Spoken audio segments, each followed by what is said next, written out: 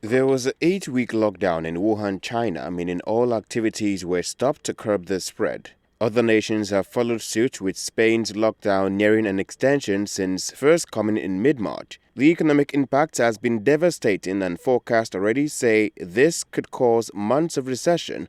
Worst hits are the ordinary citizens. Businesses have had to lay off staff as pay cuts are being implemented. This has meant more misery for those staying at home, as feeding and maintenance comes at a cost.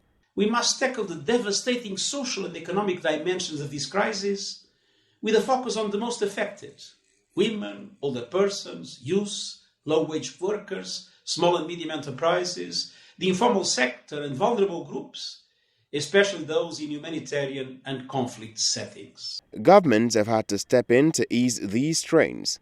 Canada has launched an $82 billion stimulus package to ease the burden on crumbling businesses. In direct support to Canadian workers and businesses, plus $55 billion to meet liquidity needs of Canadian businesses and households through tax deferrals to help stabilize the economy. That's more than 3% of Canada's GDP. Italy, another nation ravaged by the virus in recent weeks, has also set up a $7.8 billion support for the vulnerable people. In the U.S., a $2 trillion relief bill was signed by the president.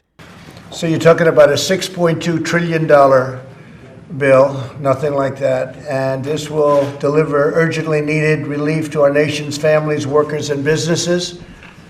And that's what this is all about. Back in Africa, it's a similar story in nations under lockdown.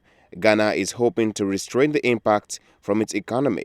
All frontline health workers will receive an additional allowance of 50% of their basic salary per month, i.e. for March, April, May, and June. Nigeria is catering for the poorest of the poor with its conditional cash transfer, which has left many question marks, like who is qualified for this relief and how long it should last. No matter the social class, the lockdown is leaving a dent on everyone.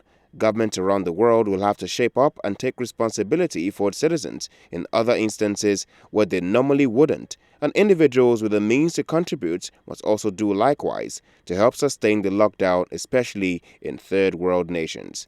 Wilson Omoni, Silverbird News 24, Lagos.